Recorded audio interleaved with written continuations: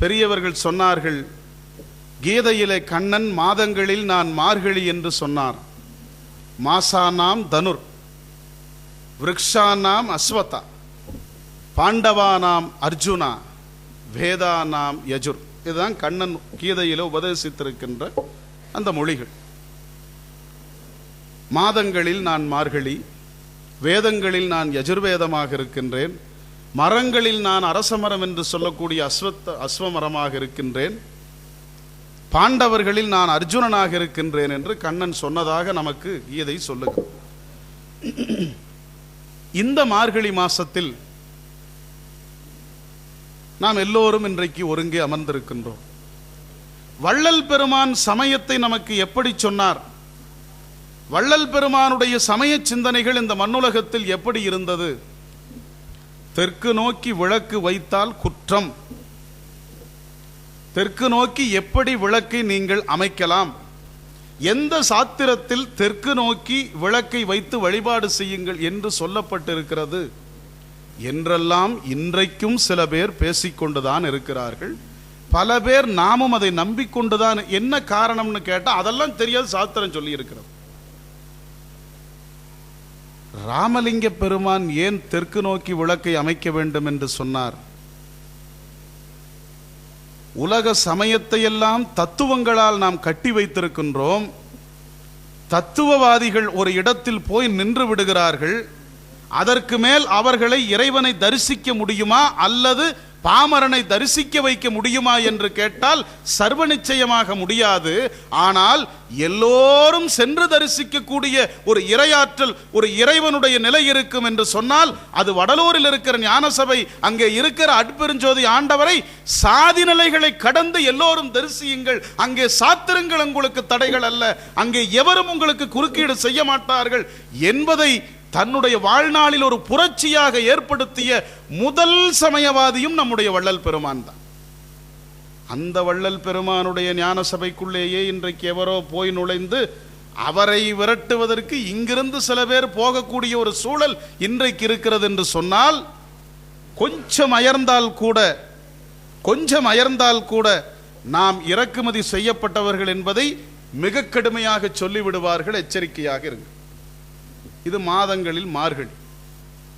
இந்த மார்கழி மாதத்தில் இயற்கையும் இறைவனுடைய திருவருளை பொழிகின்றது, சாத்திரங்களும் இறைவனுடைய திருவருளை நமக்கு சொல்லுகின்றது. இந்த மார்கழி மாதத்தில் தான் தில்லை அம்பலத்தில் இருக்கிற இறைவனுக்கும் உற்சவங்கள் நடைபெறுகின்றது. வைணவத்தில் பேசப்படுகிற அரங்கத்து அம்மானுக்கும் உற்சவங்கள் நடைபெறுகின்றது. இந்த மார்கழி மாதத்தில் தான் மாணிக்கவாசக பெருமான் திருவெம்பாவை சொல்லுகின்றார். அந்த திருவெம்பாவையில முத்தன்ன வெண்ணகையாய் என்று சொல்லக்கூடிய ஒரு பாடல், திருவெம்பாவை பாடல். அந்த திருவெம்பாவையில் ஒரு வரி வருகின்றது. எல்லோருக்கும் தெரிந்த செய்திதான். போப்படிகளார் தமிழை கற்பதற்காக இங்கே வருகை தந்தார். தன்னுடைய கிறித்துவ சமயத்தை பரப்புவதற்காக தமிழ்நாட்டிற்கு வந்தார் போப். வந்தவர் தமிழை படித்தார், திருக்குறளை படித்தார், திருவாசகத்தை படித்தார், திருவண்ணாமலையில் தங்கினார். பெண்கள் எல்லோரும் காலையிலே பாவை நோன்பு ஏற்படுத்தி கொண்டு அண்ணாமலையை வலமாக வந்தார்கள். அங்கே வந்து முன்னிக்கடலை சுருக்கி என்று சொல்லக்கூடிய பாடலை சொல்லி என்ன பொழியாய் மழையேலோர் எம்பாவாய் என்று அந்த பெண்களெல்லாம் சொல்லுகிற பொழுது வானத்திலே இருந்து மழைத்துளிகள் விழுந்தன. போப்படிகளாருக்கு அதிர்ச்சியை ஏற்படுத்தியது. போப்பினுடைய மனம் மாறியது. பெண்கள் எல்லோரும் மழை வேண்டும் என்று சொன்ன மாத்திரத்தில் வானத்திலிருந்து மழைத்துளிகள் விழுகிறதே, அப்படியானால் இது என்ன அற்புத நூல் என்று அந்த போப் அந்த பெண்களை பின்தொடர்ந்து போனார். அவர்களும் அண்ணாமலையான் முன்னால் சென்று நின்று தங்கள் கையிலே வைத்திருந்த திருவெம்பாவை நூலை கொடுத்தார்கள். போப்பும் வாங்கி பார்த்தார். திருவாசகத்தை படிக்க துவங்கினார். திருவாசகத்தின் மாணவனாக மாறினார். மாறியவர் இங்கே தன்னுடைய சமயத்தை பரப்புவதை விடுத்துவிட்டு இங்கிருக்கிற திருவாசகத்தை படித்து திருவாசகத்தை மொழிபெயர்ப்பு செய்து அங்கே இருக்கின்ற பல்கலைக்கழகத்தில் பாடமாக வைக்க வேண்டும் என்ற ஒரு முயற்சி செய்தார். அவருக்கு அங்கே இருந்த இங்கிலாந்து அரசு இம்பீச்மெண்ட் என்று சொல்லக்கூடிய திரும்பி அழைத்துக் கொள்ளுகிற அந்த ஆணையை கொடுத்தது. திரும்ப போனார். அங்கே போய் அவர் மீது குற்றம் சாட்டப்பட்டு அங்கே இருக்கிற வழக்கு மன்றத்தில் குற்றக்கூண்டில் போப் நிறுத்தப்பட்டார். நிறுத்தப்பட்டிருந்த போப்பை பார்த்து நீதிபதி கேட்டார், இங்கே இருந்து அங்கே போய் என்ன வேலை செய்தீர்கள்? போப்பு சொன்னாரு, நான் ஒரு நல்ல நூலை பார்த்தேன், அந்த நூலை படித்தேன், அந்த நூலை உணர்ந்தேன், அந்த நூலை உள்வாங்கிக் கொண்டேன். அந்த நூலில் இருப்பது போன்ற செய்திகள் இதுவரையில் நான் படித்த உலக நூல் எதிலும் இல்லை.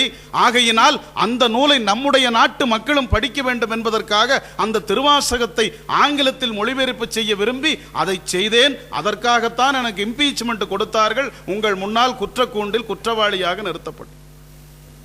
நீதிபதி கேட்டார், என்ன நூல் அது? இதோ என்னுடைய கையில் இருக்கிற இந்த நூல் தான் அது என்று கொடுத்தார். அந்த நூலை வாங்கி கொண்டு நீதிபதி தீர்ப்பை ஒரு வாரத்திற்கு பிறகு சொல்லுகிறேன், அந்த நூலை நான் படிக்க வேண்டும் என்று சொன்னார். ஒரு வாரம் நீதிபதி அந்த நூலை திருவாசகத்தினுடைய ஆங்கில மொழிபெயர்ப்பை படித்தார். படித்துவிட்டு மீண்டும் வழக்கு மன்றம் கூடியது. போப் குற்றக்கூண்டில் நிறுத்தப்பட்டிருக்கிறார். நீதிபதி வந்து தன்னுடைய இருக்கையில் அமர்ந்தார். தீர்ப்பு சொல்ல வேண்டிய நீதிபதி போப்பை பார்த்து கேட்டார், இந்த நூலை படித்தேன் என்று சொன்னீர்கள், இந்த நூலை பார்த்தேன் என்று சொன்னீர்கள், இந்த நூலில் இருக்கிற செய்திகளை வாங்கினேன் என்று சொன்னீர்கள், இந்த நூலை முழுவதுமாக உணர்ந்தேன் என்று சொன்னீர்கள், அதன் விளைவாக இதை மொழிபெயர்ப்பு செய்தேன் என்று சொன்னீர்கள். சொன்னதற்கு பிறகு இப்பொழுது நீங்கள் எந்த சமயத்தை பின்பற்றுகிறீர்? அந்த போப் சொன்னார், இப்பொழுது நான் ஒரு முழுமையான கிறித்துவன்.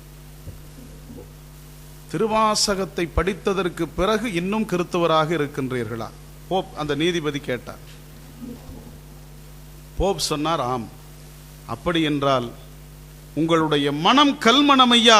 இந்த திருவாசகத்திற்கு உருகாத உங்களுடைய மனம் இன்னும் எப்படி கிறித்துவ சமயத்தை பின்பற்றி கொண்டிருக்கிறது? உங்களுடைய மனம் கல்மனம். இந்த அற்புதமான நூலை இந்த நாட்டு மக்களுக்காக நீங்கள் மொழிபெயர்ப்பு செய்தீர்களே, உங்களுடைய பணிக்கு தலை வணங்குகிறேன், நீங்கள் வீட்டிற்கு செல்லலாம் என்று அவரை அனுப்பிவிட்டார் நீதி. அந்த திருவாசகத்தில் திருவெம்பாவையில் ஒரு வரி, முத்தன்ன வெண்ணகையா என்று சொல்லக்கூடிய திருவெம்பாவையில் இறுதியிலே மாணிக்கவாசகர் சொல்லுகின்றார், சித்தம் அழகியார் பாடாரோ நம் சிவனை. மாணிக்கவாசகருடைய கால ஆராய்ச்சி இன்றைக்கும் நடைபெற்றுக் கொண்டிருக்கிறது. 2ஆம் நூற்றாண்டு என்று ஒரு சாரர் சொல்லுகிறார், 12ஆம் நூற்றாண்டுக்கு பிறகு என்று சொல்லுகிறார்கள். அது கால ஆராய்ச்சி, ஆராய்ச்சியாளர்களுடைய பொறுப்பு. ஆனால் முதலில் இறைவனை எளிய முறையில் பாட வேண்டும் என்று இந்த மண்ணுலகத்திற்கு பறைசாற்றிய பெருந்தகை நம்முடைய மாணிக்கவாசகர். என்ன சொல்லுகிறார்? அரிதாரம் பூசிக்கொண்டு அலங்காரம் அணிந்து கொண்டு ஆடை ஆபரணங்களால் இறைவனுடைய முன்னால் சென்று அவனை அற்புதமான அதிமேதாவித்தனமான மந்திரங்களால் துதி செய்தால் மட்டும்தான் அவன் மகிழ்வானா என்று கேட்டால் சர்வ நிச்சயமாக கிடையாது. என்னுடைய அம்பல கூத்தன், என்னுடைய சிவன், என்னுடைய சித்தம் அழகியான் யார் சொன்னால் கேட்பான் தெரியுமா? சித்தம் அழகியார் பாடாரோ நம் சிவனை. உள்ளத்தில் அழகாக இருப்பவர்கள், உள்ளத்தில் கள்ளத்தனம் இல்லாமல் இருப்பவர்கள், வெள்ளை உள்ளம் கொண்டவர்கள் என் சிவன் முன்னால் வந்து பாடினார், அவன் மகிழ்வான் என்று இந்த உலகத்திற்கு முதல் திறவுகோலை கொடுக்கிறார் மாணிக்கவாசகர்.